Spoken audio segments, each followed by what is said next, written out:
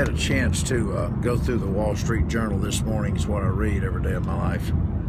I've had a chance to read the Wall Street Journal, and then I started getting emails from some of my people.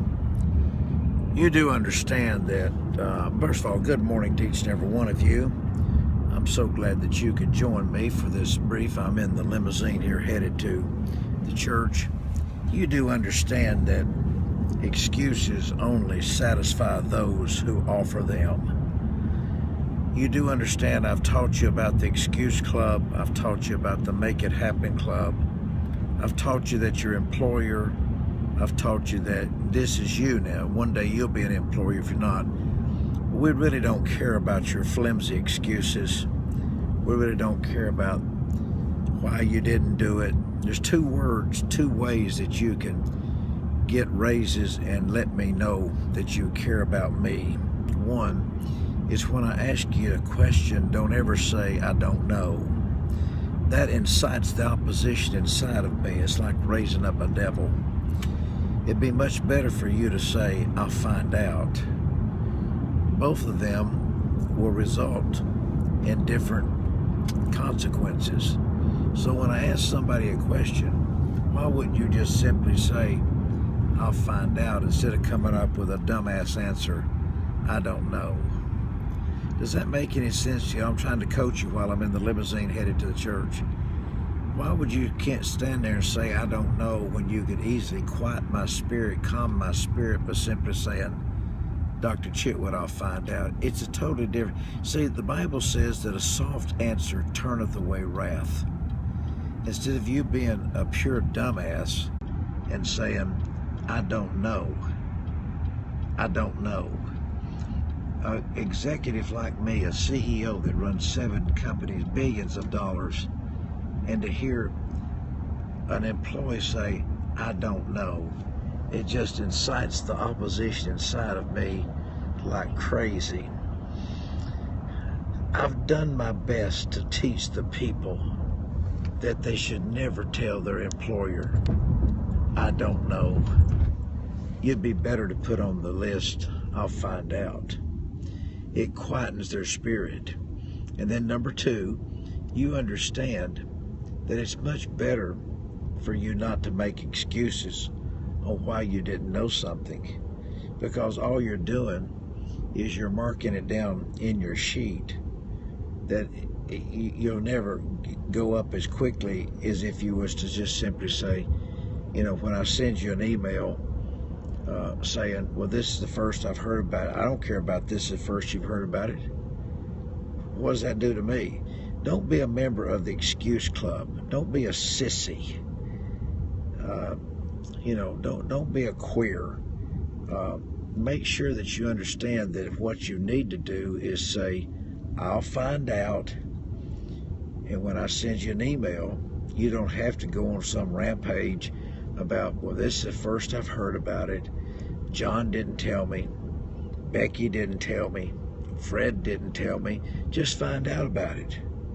And then come back with a positive answer. Now, I've sent this to this group of people, six people I've sent it to, at least a half a dozen times of what I wanted on my email blast. Now, they sent me a copy this morning of my email blast for my new book. They might as well just put a fire under my ass, because it incited me so much that it even made me want to cuss, which I've never cussed once in my life. But it made me want to say profanity words because they're just so stupid. Instead of trying to help the boss. See, the problem is what they want to do is they want to do it their way. Now, they're all broke on their ass. None of them have any money. None. And they're trying to go up in the company and in all my organization. So you should want to please me, not you. Please me, not you. I write you more paychecks than your mama, your daddy, your uncle, your brothers, your sisters, your cousins, your pastor, because he sure ain't gonna write you a check. I mean, you couldn't get nothing out of him if you had to. You might as well forget that. Go to him and ask him for some money, and and see what he says. He'll tell you, I don't know, he might be so mad at you, he might just tell you to go to hell. I don't know. But your pastor's not going to give you no money. So I write you more checks than anybody in the world. And if you total up those checks, you'll find out that those checks equal more money than anybody in the world has ever paid you. So it would appear to me, in just logical sequence and sense, that your number one objective is to please Michael. Does that make any sense at all? Where I'm going, in case you just joined, is quit making excuses for everything in life and find out what you're supposed to do. Now, I've never cussed once in my life, but this morning I felt like cussing. I just deleted the e-blast that was sent to me because I've told them over and over and over and over and over. So there's a little quartet group that sends me an email blast, and I read every word of it. You know why? You know why? Because it was easy to read. It was double-spaced. It had block. It invited me to read it. What I got today, my God, it invited me to turn off my phone and throw it in the fireplace that I was sitting at the Ritz-Carlton this morning when I was having breakfast. That's when I got it. And I didn't even finish my breakfast. I couldn't even finish my breakfast. I was so upset that I couldn't finish my breakfast, that someone would send this to me knowing that it has been taught now for 6 months. So a little quartet group, a little quartet group out of the bottom corner of Ohio sends me an email this morning, and I sat there and I read every word of it from Ernie Haas, Signature Sound. I read every word of it. Why? It invited me to read it. It invited me to see what he was saying, where he was going to be. It told me his new album was coming out. I read every word of it and enjoyed reading it while I was sipping on my coffee. And then all of a sudden, the inevitable happens. I get an email from the Chitwood organization. And what a piece of shit it was. So, I don't know. Things like that just kind of, you know, it's just the little foxes that spoil the vine. The little things. Especially when I've asked them over and over and over.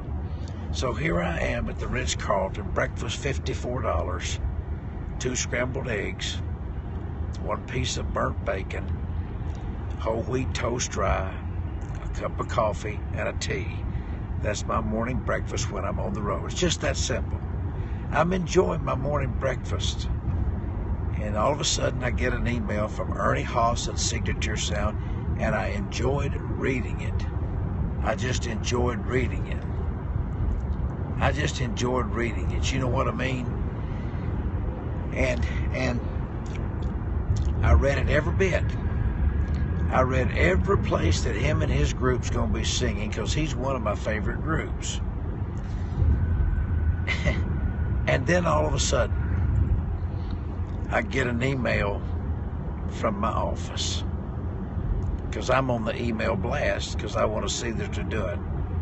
And has that totally, I couldn't even finish my $55 breakfast, or whatever it costs, $55 or $60 breakfast. Couldn't even finish it.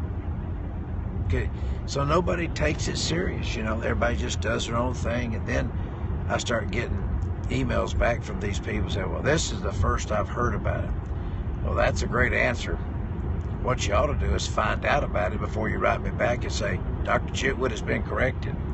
Anyway, I thought that I'd give you just a little bit of a mentoring session this morning about 2 things. One, when your boss asks you a question at work, don't use the words, I don't know. Why don't you simply say, I'll find out? 3 words, same breath, same heartbeat, instead of saying, I don't know.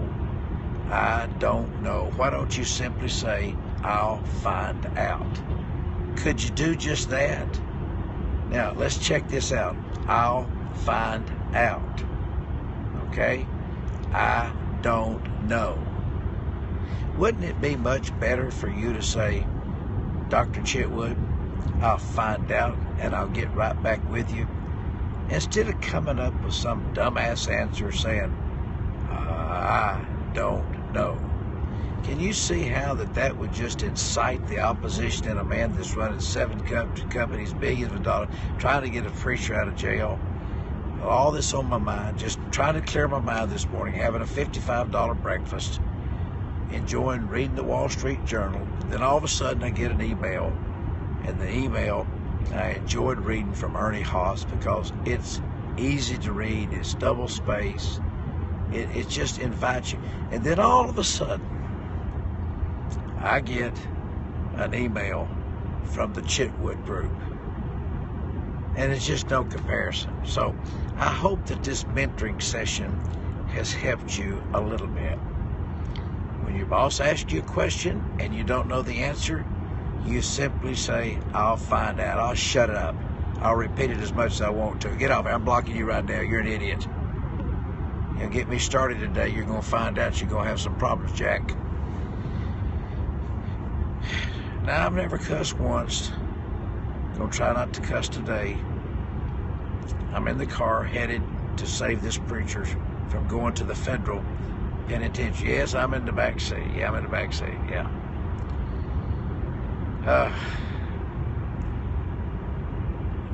Basically kiss the boss's ass. You're an idiot. Nobody's talking about kissing anybody's ass. What you're talking about is the way you do it. Simply say, block these people. Let's block this guy. Let's block this idiot here. I don't even like the way you look at that cap on your head.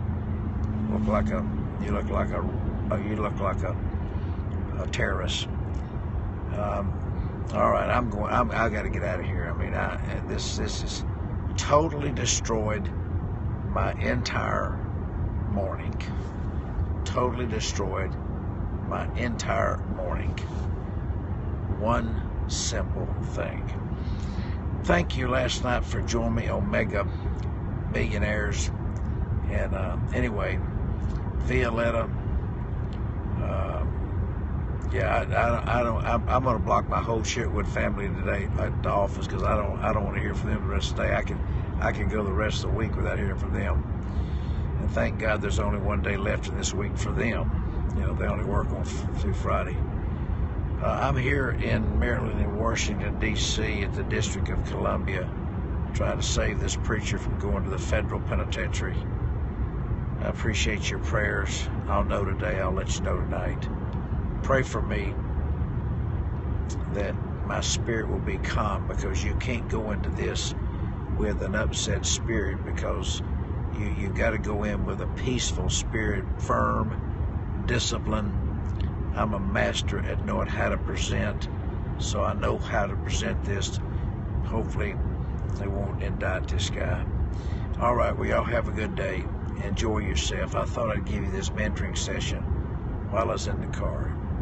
Don't say, I don't know. Say, I'll find out. Does that make any sense? Just peaceful spirit today. Peaceful spirit today, okay? I'll find out. Thank you, Violetta. I love you, honey. Peaceful spirit today. I'll find out. Don't ever say, I don't know. It's a stupid answer to start with, if you're an employee. Now, you can have your husband now, if he says, look, I'd like to jump in bed and have some sex with you. Now, is that okay with you? And she says, I don't know, then that's a problem. That's a different situation. Just say, I'll find out. I'll find out. Does that make any sense to anybody at all? Or is it just me? This is a coaching session. So, anyway, I'm trying to get calmed down. I'm not doing very good of it this morning, but y'all just keep, no, anybody else that comes on there, I want them blocked. I've told you that before. Block them. Anybody that comes on there that says one negative word, block them. I don't need their crap put on me. What I need is some peace and love this morning. I need to see hearts going up. Y'all probably forgot about the hearts, I guess, even how to do them. So, all right. You knew how to do them when I was doing them. millionaire. All right.